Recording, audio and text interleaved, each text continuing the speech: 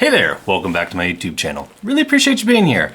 So this past week, I bought the John Wick trilogy to prep for watching John Wick 4, which I just did. And yeah, so here's a review on it.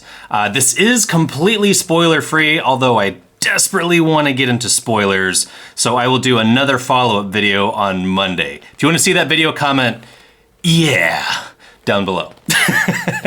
So anyway, yeah, here we go. Let's get into it. So John Wick was one of the best action movies I had ever remembered seeing. Remember the year was 2014. I kept hearing about like, oh, this movie's so good. And I was like, yeah, but is it? And then I went into it and like, oh my gosh, this movie's so good.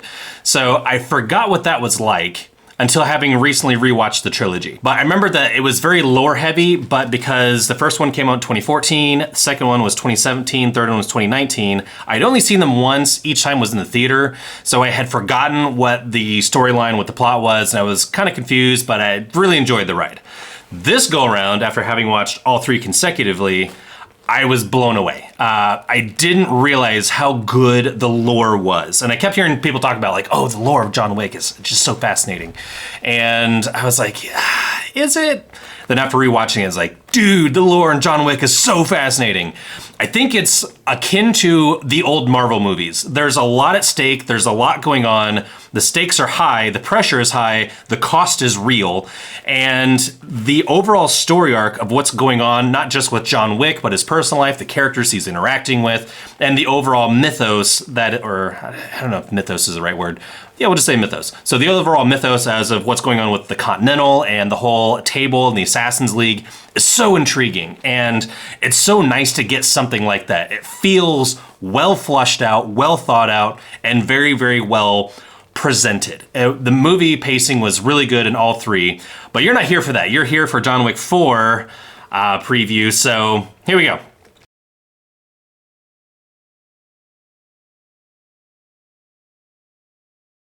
I went into it hearing all this hype like it was this really mind-blowingly amazing good movie, and my expectations were met. They were not exceeded, but they were met. So it was deeply satisfying. It was very well paced. The action was great, and they did a great job of stepping up the action just a little bit in each movie, and the fourth one is a step up. There were certain scenes that were cinematic that were absolutely fantastic. I don't want to spoil anything. I'll probably get into that spoiler. If you comment yeah, then I'll leave a spoiler video.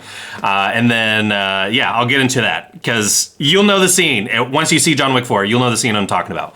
But overall, as a movie, John Wick 4, would I suggest it? Yes, I would say it's probably an 8.5 or 9 out of 10. It was really good. The pacing was really good. There was a lot happening, but it was easy to follow. It was well presented. It never felt like it was dragging on. The action never felt like it was too much. And there are certain moments where you're watching and you're just like, oh, that sucks. And there are a number of other moments where, after having watched some behind the scenes stuff, I physically recoiled because I knew that was a real human being that literally went through that. So it was, yeah, so all the action that looks good, except there's some CGI in it and it's Lionsgate. So Lionsgate historically has been not the best as far as like good funding for films. In fact, usually if you have a movie idea and all the major studios shoot it down, if you want a chance to have it produced, Lionsgate film is the way to go. So Lionsgate is firmly the underdog. So that's why some of their CGI, it's like, ugh, that doesn't look too great. There are a couple scenes of that, but not a lot. And that's mainly because I'm confident that the other scenes are a real life human being that really had something terrible happen to their person. And then the camera cut away or switched scenes and zoomed in on whoever it was. And it was clearly not the actor that received that punishment on their body. So yeah, so anyway, it was a wild ride. It was really good. They did a great job of blending and merging the action with the lore and staying true to the lore. And things happened that I absolutely did not expect. And it was overall really good. Highly recommend watching it. Definitely in a bigger theater like an AMC or something like that. Usually there are some movies that are kind of chill. That's good, like Flicks Brewing House. That kind of theater is really good to watch more calm movies like The Whale, Puss in Boots, something like that. This movie, however, you want to watch in the same theater you'd want to watch Top Gun. There's a lot going on, so watch it there. Also, try to temper your expectations if you're a gun person like me.